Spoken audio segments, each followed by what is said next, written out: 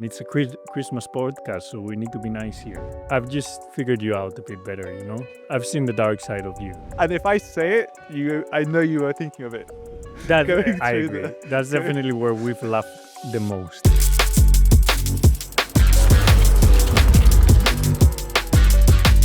What up, everyone? This is episode 11 of Team Talk, presented by Atlassian. This is the final episode. Carlos, Atlassian Williams Racing. are you sad for it to be the last episode? I mean, it's also our last day. It's not a no. Not a no. It's our last day. It's our last day at work. It is. This is. It's a bit like the last day of school, you know? That's Sometimes you true. are. This is the last. Sometimes you're excited because you go on holiday, a bit sad This is the last bit of content that we are to doing leave your for friends Williams behind this for a few year. weeks. you True. know, but I can it's almost. that mix of emotion. I can almost guarantee you we're gonna get a message come through on the 25th of December to say, "Do you guys mind just making us a small video to say Merry Christmas too. No, I'm hoping we've done all of that today here in our last day at Grove, I think we and have. it's a bit of a shutdown for us. It because is. It's been just honestly speaking, I think openly speaking about it, it's been a very long year. I think It's been one of the busier years it's I've the- done in I F1. think it's been the busiest year of our careers. I agree. think the fact that it's 24 races with all the testing, with all the simulator, and obviously with more sponsors coming into the team, Yeah. more partners, more fans, obviously Also, drivers and everyone in the team, not Yep. only us, keeps Yeah, getting yeah, yeah. busier Yep. every year. So it's been, I think, a challenge to all of us to keep healthy and to keep high energy levels through a year. And it's going to be a challenge in the future because next year we go testing already end of January. Yep. We have 3 tests, 24 races again, plenty of traveling, even more sponsors coming. So it's a good time to be at Williams, but it's gonna be a busy time. it's a busy time, yeah. And maybe that's less team talk. Mm, Maybe that's more. I think that's one thing we're not going to go out with because I think it has, I think this will stay for a long time to come. So do I not think it's one worry. of the favorite things for fans also. I agree. I agree. A podcast of reflection. Reflection podcast. Reflection podcast. Let's reflect. Let's reflect. Where do we start? Reflect me. P5. P5. Reflections? I think is what I said in yesterday's debrief. I think if you would have asked the team, P5 constructors, Yep. P8, P9 drivers, couple podiums, plenty of top 6, top 5 finishes in races, would the team have taken it? 100%. Like, I Yeah, think yeah. we all, Yeah. if for sure. anything, exceeded probably expectations and our own expectations in that sense. Yeah. It probably fell into the very high tier of expectations, like ideal year, Yes. we put it there. Yeah. And it goes into the ideal. So I think we've had a really good year as a team. Great. We've done our mistakes. We've gone through our issues. We've gone through our tough moments. But overall, you put everything together.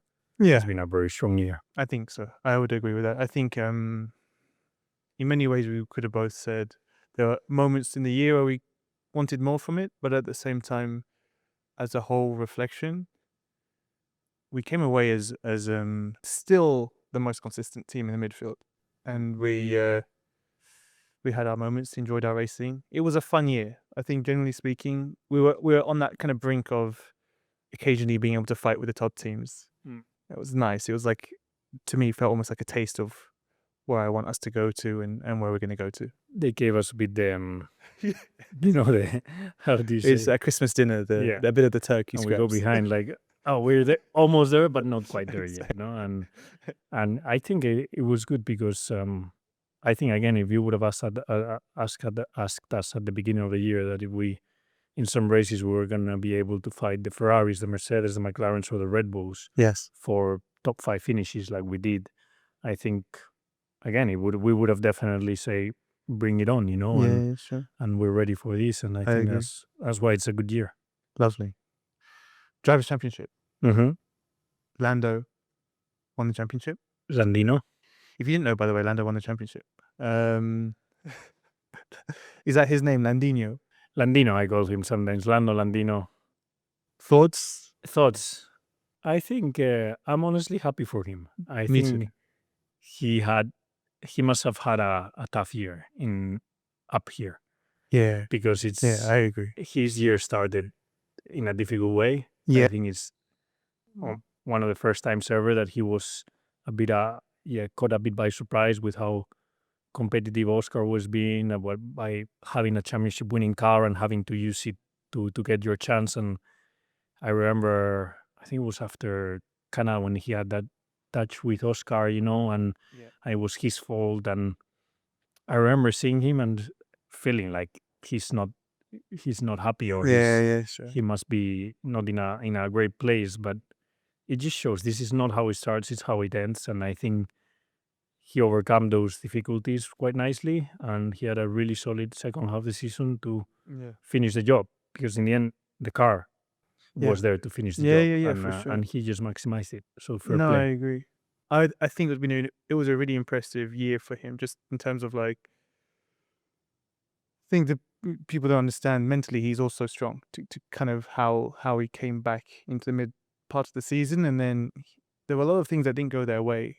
Vegas, Zandvoort, but still, he had a really strong second half of the season. And I think he must probably prove to a lot of people that More than a strong, he just kept to his standards of F1. He's a great Formula One driver, yes, probably better than what people give him credit for. Yeah. If yeah, you look at his last 3 years, since McLaren's become a bit more competitive, or clearly more Yes. competitive, he's been really, really quick both in quali and in the race. Yeah. It was just that start of the year, I think, that put a bit of doubts into maybe this year's car suited him a bit worse or whatever. But it looked tricky from the outside to start, but then they overcame all those difficulties. Yeah, that's very true. Okay, we're already going to 2026. Perfect. Carlos. This one's not a bad question. Are you looking forward to driving a completely new car next year? Yes, but I am also like, I don't know what's the word. It's like a excited tension. Excited tension, excited worry. Like, obviously I have no doubt that I will adapt and I will find a way. Yes. But I'm already thinking what parts of my driving style are gonna suit next year's car Yes. and what parts I think I'm gonna need to work on. Yeah, sure. Like, I'm already, whenever I drive that simulator, I'm already thinking ahead, like, where am I gonna be strong? Where am I gonna be weak? So it's an excitement, but also with certain tension, Yes. I think next challenges, year, doubts. I don't know. a lot of that tension comes from it's just so unknown. It's not like a normal year. There's a lot more to it than just the driving side. There's also the efficiency side of your driving as well. And I think that's like another layer that no one really knows if their driving How far style. we're gonna need to go. Exactly. Yeah. And I think some drivers it will just naturally work for them better than others, and it will be interesting to see. I think exactly that. That's my point. Like, am I gonna be naturally efficient? Because next year is all about efficiency, Yeah. So I know when it comes to pushing a car flat out 100%, we're all pretty good at it. Yes. But we don't know that if our natural driving style of pushing flat out will be more efficient than the others. Yeah. So am I gonna be a naturally efficient guy, or I'm gonna need to be thinking outside the box to become more efficient? Sure. Which I'm pretty sure everyone will be. Yes. You will just, maybe you will be 90% there and you just need to focus 10% on efficiency. Yes. Or maybe you're a driver that you're 50% Yeah. efficient and you need to put all the 50% focus. It'll be interesting because we don't even know what makes a driver efficient or not yet. Exactly. Like it's not until we drive the car for the first time. I think there might be signs of it in the simulator, like little signs, but I think a lot of it will just come through to, we'll go to that first test and we're like, oh, okay, I'm really inefficient. I need to figure out how to drive this thing. I think it'll be like that, which is interesting. Like it'll be, it's going to be a mental game, not just a pure, to stay disciplined, to exactly spot what makes the car efficient. Yeah. I think and I think, to be honest, I think we're going to complement each other well there. Because I think I do hope that's going to be our advantage next year, is that we have the experience and we work together well. I think the importance of that early on in the season, especially when the cars are not really understood yet. I think I'm hoping, even let's say worst case scenario, the car's not where we want it to be, but we can still outdevelop other teams in terms of whether it's the tools and efficiency in that sense, and we can bring the car forward. I'm excited for the challenge. I think it's going to be an interesting year, very technical year where we're gonna. I gonna think have to. going back to the efficiency thing, I think the closest thing we have as an example is maybe Formula E. Yeah, I agree. That some drivers, I think, jump in a Formula E and they're naturally quick Yes. for Yes. whatever reasons. I don't know Formula E, so I cannot. But then there's other super talented drivers that are super quick in every other category that maybe jump into a Formula E and they are Yes. not efficient. Yeah. So It's it's not like we're gonna go next year. F1 is gonna be all the way to a Formula E. Yeah. But it's gonna be somewhere in between the It's Formula a One of halfway, nowadays to Formula E. So gonna be interesting. Fan questions, everyone. What is your favorite off-track memory of the season? Off track. I'll tell you mine. It's still on track, but it's off track. It was the Brazil. That Going I through agree. That's definitely where we've laughed the most. Yeah. Like Going we were just for 5 minutes laughing nonstop. Like we couldn't talk for 5 minutes. We were like ha ha ha ha, and I don't know why. We spent like from the moment we decided to take that shortcut. It was when we knew our car was not quick, and then the kind of the intuition to be like shortcut, how to win. And the moment we took the decision to say we're gonna shortcut the hell out of this track, we're gonna do, instead of 13 corners, we're gonna do 5 corners, and we're gonna cut across wherever we need to cut across to get to P1 at the end of this lap. I enjoyed that. We had a massive shortcut. We had the slowest car, but we made it work. From the moment we took that decision to the moment we arrived to the finish line, there might have been 3-4 minutes where we couldn't stop laughing. Yeah, it was good. It was really good. It was fun. Okay. Which track on the F1 calendar would you like to drive in reverse, and why? It's a good question. It's a very good question. What track lends itself to a backwards configuration? I would say Zandvoort. Oh my god, turn 1. Turn 1 into turn 2. That'd be a crazy corner. It'd be a fun corner though. Crazy corner. Crazy. And then you kind of go uphill into sector 2. Like, I think that's a good track. You know which one for me? Also China. Could be cool. Yeah, I agree. I think that long straight and then going into that long left. Yes. Cambert. Yeah. Like. Yeah. That could be cool. Okay, there you go. I like them too. Otherwise, I can't think of many that stand out. I think like a street Barcelona the other way around. I've done it on the sim before. Crazy turn 1. Yeah, it's not bad. And then there's also Spa, which everyone talks about. Yeah, well, but would be quite too dangerous. Too dangerous. But good question. Yeah. Okay. So what's the first thing you're going to do with your time off? I'm gonna go home, see my family, see my friends, have the Christmas dinner with my friends, play some golf. Then I'm gonna do 1 full week in Monaco where I try and do nothing.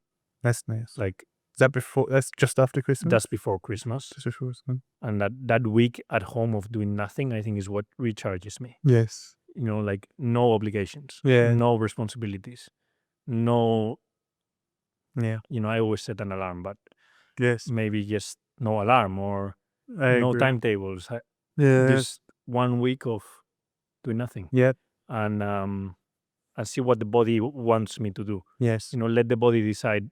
Today, no training, or actually, let's go for a 1 hour ride. Yeah. With my girlfriend. You know, it's easy.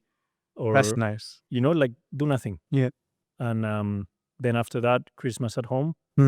Back in Madrid with my family, and after that I'll go to Mexico to play plenty of golf. Golf, man. I reckon you're gonna spend a week in Monaco and you're gonna still want to play golf. 100%. Or paddle, or cycling. The thing is, maybe you do, but there's not many drivers that are still in Monaco at the week before Christmas. I don't need drivers. He's got enough friends. I actually want to disconnect from drivers. I would rather Carlos is going to play paddle against the wall.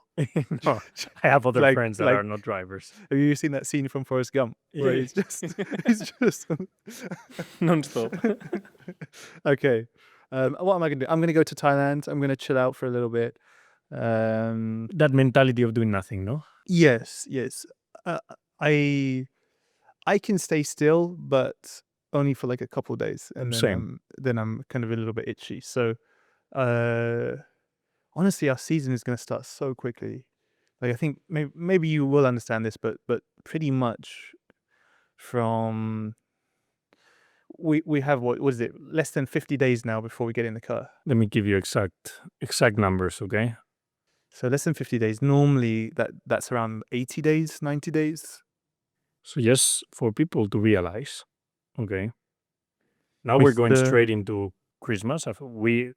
Let's give people the awareness that today's Friday 12th, no? Friday the 12th of December when we're filming this podcast. Yes. So we're going to have from the 12th of December, I think, until New Year's off. I need to start earlier just because I feel like I need a little bit more time still.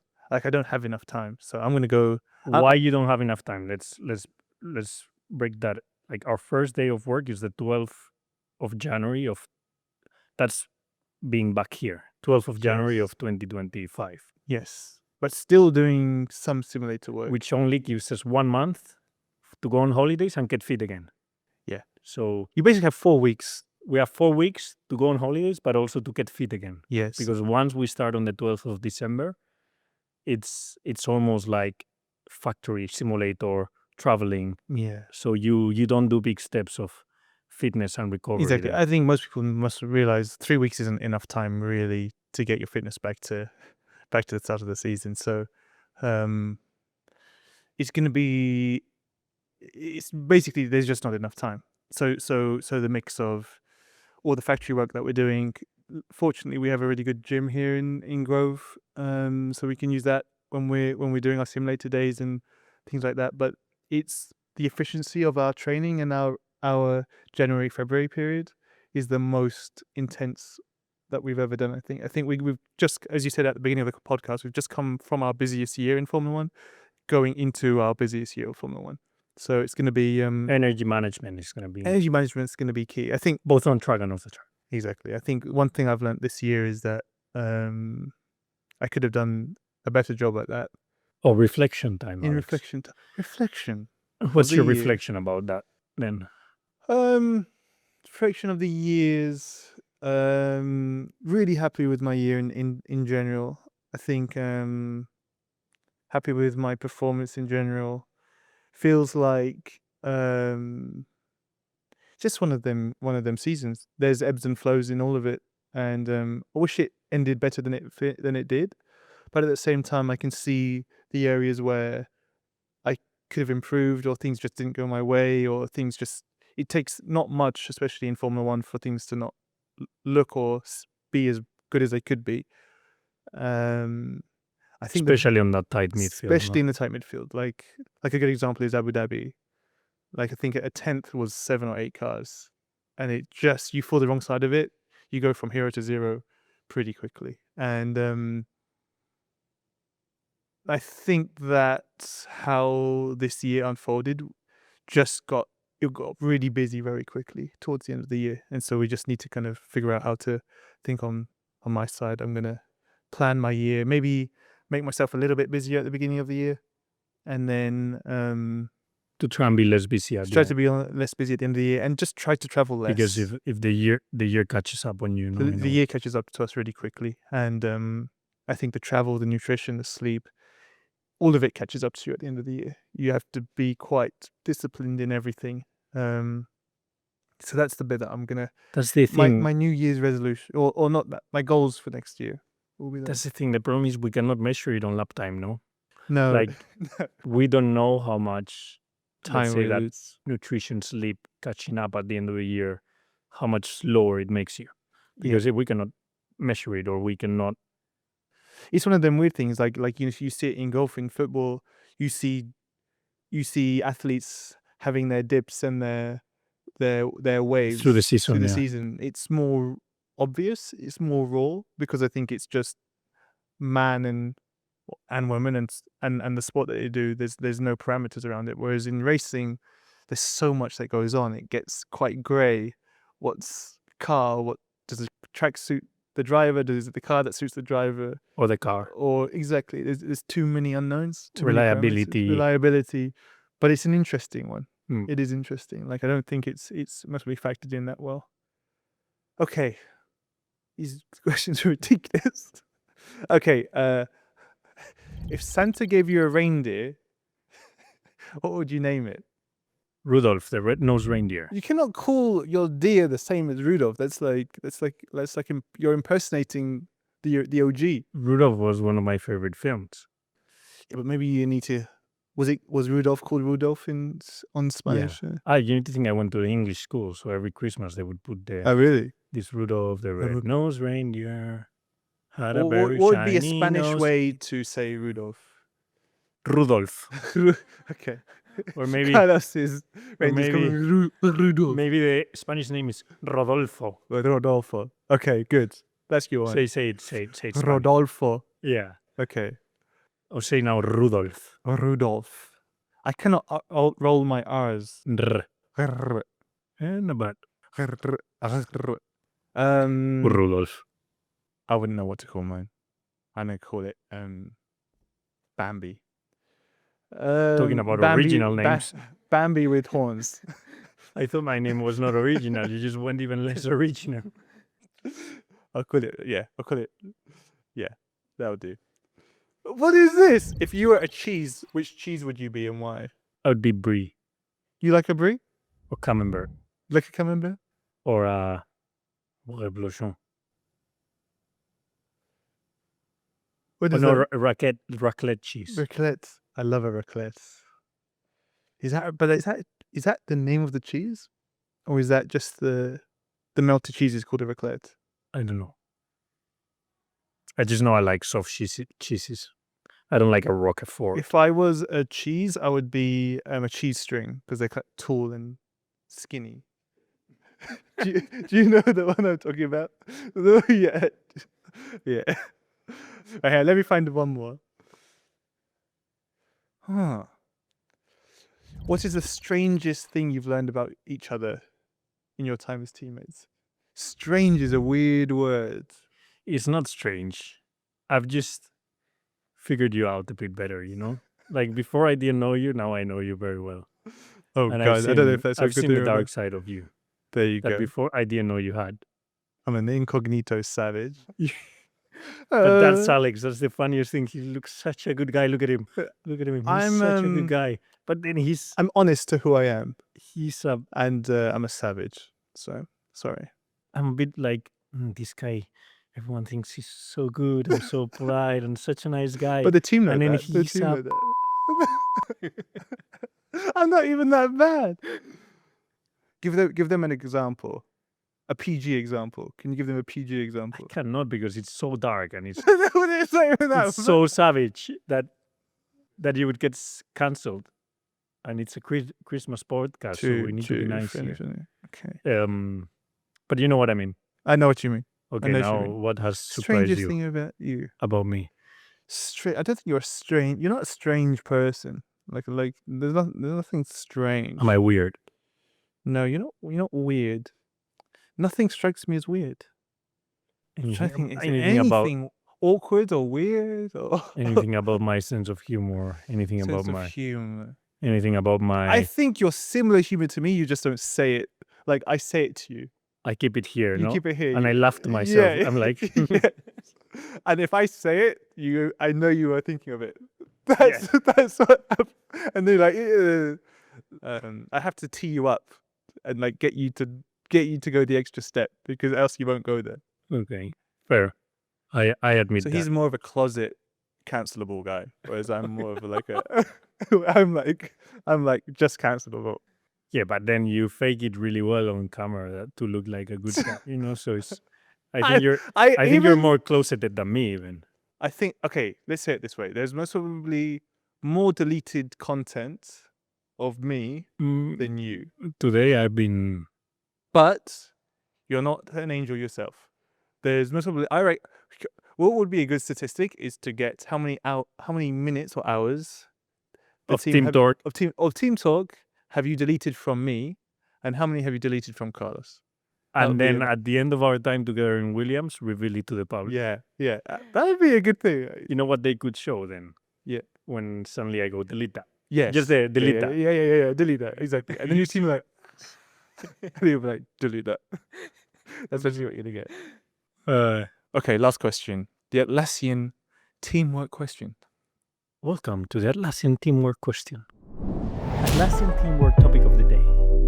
As a team, how do you strike the balance between learning from the past and looking towards the future?